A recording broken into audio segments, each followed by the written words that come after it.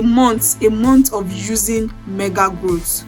God, I regretted buying that product. Hi guys, welcome back to my channel. Thanks for tuning back once again to watch this video. So in this video, I'm going to be talking all about hair care. I know it's been a minute on this channel about hair care, but I'm back again with another hair care video. So in this video, I'm going to be talking all about hair porosity, most especially low porosity, because I have low porosity hair. So I'm going to be sharing with you guys the do's and don'ts of low porosity hair, how to take care of low porosity hair, because you need to know how to take care of low porosity hair. You don't take care of low porosity hair the same way you take care of high porosity hair. So I'm going to be telling you guys everything about low porosity hair, how to take care of it, what to do and what not to do to your hair if you have low porosity hair. So if you have low porosity hair and you're wondering what to do to your hair, how to make sure your hair thrive well, grow well, please don't go anywhere. Make sure you watch this video to the end, and don't forget to like this video because you're going to enjoy watching it, and also subscribe to the channel if you haven't done so. Our hair porosity determines how well our hair will absorb moisture when we moisturize our hair. Now, there are different kinds of hair porosity. We have the low porosity, we have the medium or normal porosity, and then the high porosity. But in this video, I'm majorly going to be talking about low porosity hair because that's what I have. I have low porosity hair, and I know how difficult it is for you to get moisture into low porosity hair. And if you don't know, lack of moisture will lead to hair breakage, because once you can't get moisture into your hair will be so dry and frizzy and it will start breaking off. You're going to be experiencing a whole lot of hair shedding. So you knowing your hair porosity will help you know how to get moisture into your hair, which in turn will aid hair growth. Do you get the logic? So at the beginning of my hair care journey, I do not even know the meaning of hair porosity. I don't know what hair porosity is, but during my research and my trials and errors, I discovered hair porosity. I also discovered that I have low porosity hair, and then I discovered that there are some things you need to do to low porosity hair. There are some things you don't need to do to low porosity hair. There are some ingredients or hair products you need to use if you have low porosity hair, and there are some ingredients or products to watch out for that you shouldn't use if you have low porosity hair. So that's why I made this video. I'm going to be explaining everything to you guys, so you want to make sure you watch to the end of this video. Now, before I dive into what to do and what not to do to your low porosity hair, let's quickly talk about hair porosity. Let's talk about low porosity hair. What is low porosity hair? How do you know that your hair is low porosity? So low porosity hair mainly means you having a hair cuticle that is tightly packed together.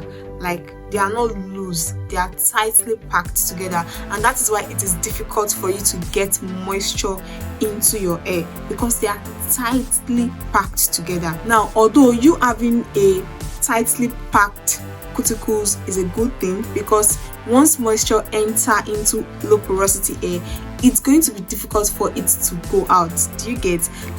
It's good to have low porosity hair. It's good for your cuticles to be tightly packed together, because once moisture gets into your hair, it will be difficult for it to go out. It will be trapped in your hair cuticles. But then what's the essence of you having a tightly packed cuticles when you cannot even get moisture into your hair, right? You will also notice that your hair is always dry, frizzy, and you'll be experiencing stunted hair growth, and that is due to the fact that there is no moisture in your hair. Lack of moisture will lead to dry hair and hair breakage. So you need to master how to trap in moisture into your hair strands. So some of the characteristics of low porosity hair is that it deflects moisture, like I said earlier. Low porosity hair are prone to build-ups, dry ends. It also takes longer time to get your hair wet thoroughly, and it also takes longer time for you to air dry your hair. So if you notice any of these characteristics in your hair, then most probably you have low porosity hair. But then there's a way to test if you have low porosity hair or high porosity hair.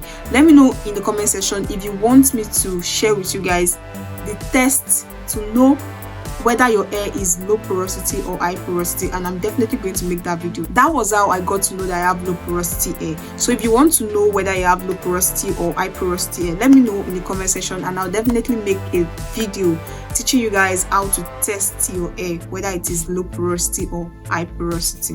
Now that I've gotten that out of the way, let's talk about the do's and don'ts of low porosity hair. Now, the number one thing you want to know about low porosity hair is that don't use heavyweight oils or heavyweight products on your hair. Like, sis, don't do it. That was the first mistake I made. Like, I was always using heavy oils like coconut oil, shea butter on my hair strands and my scalp, and God, I experienced breakage. Like, the hair breakage was too much. So because your hair cuticles are tightly packed together, you don't need heavyweight oils again. Like, you don't need to use heavyweight oils. You need to make use of lightweight oils.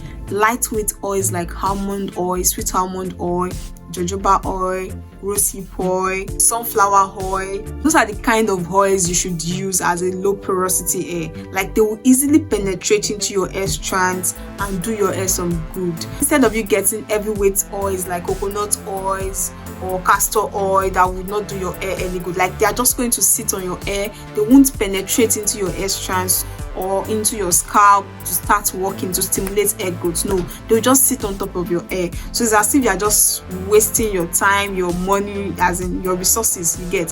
So you want to make sure you're using lightweight oils like sweet almond oil, argan oil, jojoba oil, rosehip oil, sunflower oil. So there are lots of lightweight oils you can use as low porosity hair. So you don't even have an excuse that my hair is low porosity hair, they said I should not use coconut oil. There are other oils apart from coconut oil. I feel like people just think that it's only coconut oil you can use on your natural hair. No, there are so many beautiful oils with amazing benefits that you can use on your natural hair apart from coconut oil. So please just toss away that your coconut oil and get lightweight oils. Heavy oils will also lead to serious build-ups on your scalp, on your hair strands, because they accumulate quickly. So your hair will get dirty quickly, and it will also cause you dandruff. Yes, when you get build-ups easily, it will keep accumulating and causing you dandruff, itchiness, and the likes, and you don't want that. So please just stay away from heavyweight oils, heavyweight butters,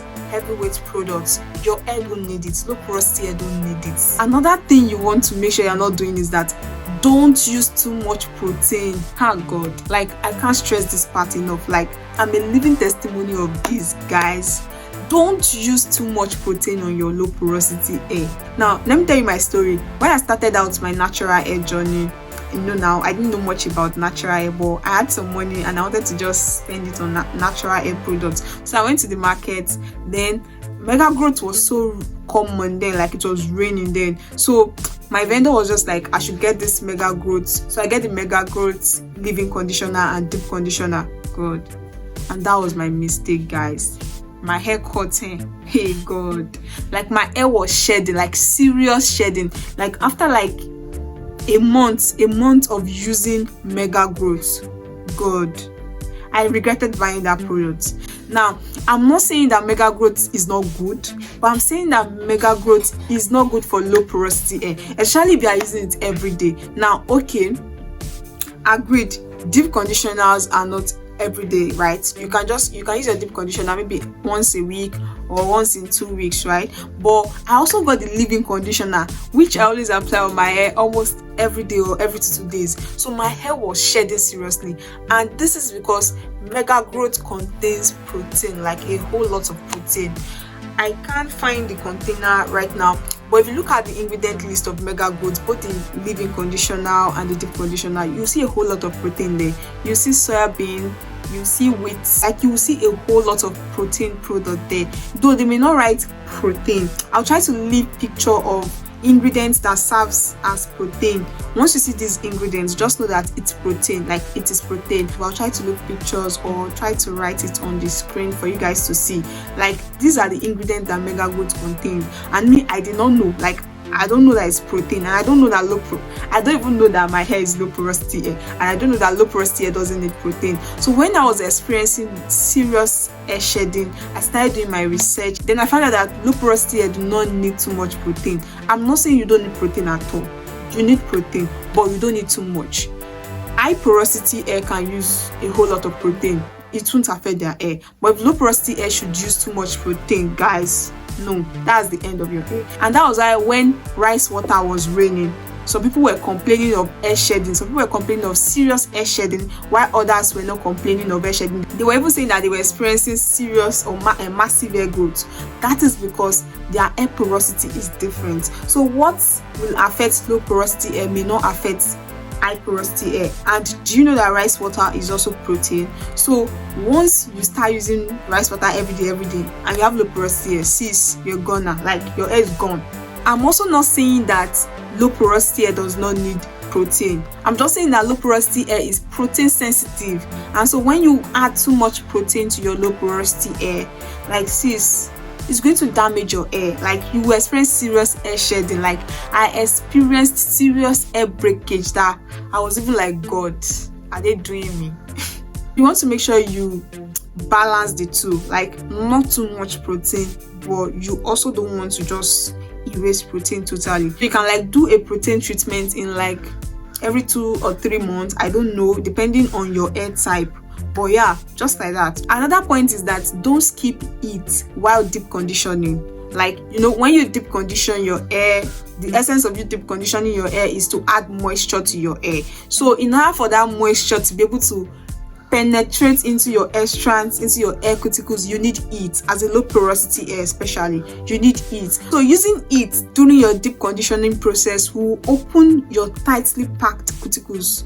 That tightly packed cuticles will be opened once you use heat during your deep conditioning process. So once it is opened, the moisture in your deep conditioner will be able to penetrate into your hair strands and get trapped there. So that is how you get that moisture. That is how you get healthy hair. So once that moisture is trapped in, your hair will always feel moisturized, soft, healthy.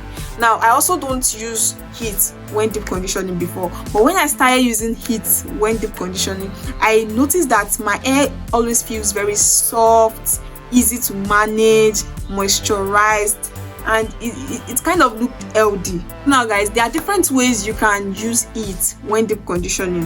Number one way is by using warm water when you want to start washing your hair. Like, you want to shampoo with warm water. So once you shampoo your hair with warm water, your hair cuticles will be opened. The warm water will open up your hair cuticles, so that once you start your deep conditioning process, then the heat in your hair will make the deep conditioner to penetrate into your hair strands easily. Another way you can make use of it during your deep conditioning process is to apply it after applying your deep conditioner. So you can do this by simply using plastic bags. So you can use like 2 or 3 plastic bags to try to cover your hair after deep conditioning before you go in with your shower cap and maybe your hair bonnet. So before you know it, you have like 4 or 5 things covering your hair. So it's going to trap in heat into your hair strands, and that will make your deep conditioner to penetrate easily into your hair strands, to moisturize your hair strands and keep it healthy. You can also use a steam cap to steam your hair when deep conditioning. I'll try to leave a picture of a steam cap on the screen for you to see. So this steam cap makes use of light, like electricity. So you want to make sure you have electricity when you want to use this steam cap. So this steam cap will also add steam, heat into your hair and make your deep conditioner to penetrate easily. So these are some of the ways you can add heat to your hair during your deep conditioning process to help the moisture in your deep conditioner to penetrate into your hair strands, to keep it moisturized, soft and healthy. And it will even make your wash day simple and shorter, because you won't find it difficult detangling your hair because it's already soft and moisturized. Like, you'll be able to detangle your hair easily. Another point is that don't use too many products at the same time. Like, sis, let your hair breathe. Don't use too many products at the same time. Make your hair care regimen as simple as possible. Let me tell you something. If you keep applying products on your hair, you don't give it space to breathe. You keep applying different products. Once a year of this product you apply on your hair, you won't give your hair space to breathe, you won't give it time to breathe, and it will also keep causing build-ups in your scalp. Like, you will easily get build-ups on your scalp, and this will cause dandruff and itching scalp. which you don't like. So you want to make sure your hair care products are as simple as possible. You don't need too much products for your hair to grow. Once you follow the correct hair care regimen, your hair will grow. You don't need too much products. So please stop clogging your scalp with too many products. You can simply just limit your hair care products to your shampoo, your conditioner, your leave-in conditioner, your deep conditioner, and your hair growth oil. Simple as that. You don't need to add all the bobo to go for your hair to grow. Simple products, few products is enough for your hair to grow. So guys, these are some of the don'ts of low porosity hair. So I don't want this video to be too long. In my next video, I'm going to be sharing with you guys the do's of low porosity hair, like the things you're supposed to be doing to your hair if you have low porosity hair, how to take care of your low porosity hair. I'm going to be talking about that in my next video. So you want to make sure you turn on your bell notification so that you'll be the first to be notified when I upload that video. And please don't forget to subscribe to this channel if you haven't done so, because I'm going to be dishing out a whole lot of hair care content and skincare content on this channel. So you want to make sure you hit that red subscribe button to get subscribed to my channel. Also, feel free to leave your comments in the comment section. Let me know what you think about this video, and let us know your hair porosity. Do you have low porosity hair, or medium porosity hair, or high porosity hair? Let us know in the comment section. And if you also want me to do a test, like I said earlier, if you want me to do a test on how you can know your hair porosity, how to identify your hair porosity, let me know in the comment section and I'll definitely make a video on that. Thanks so much guys for watching, and I'll see you guys in my next one.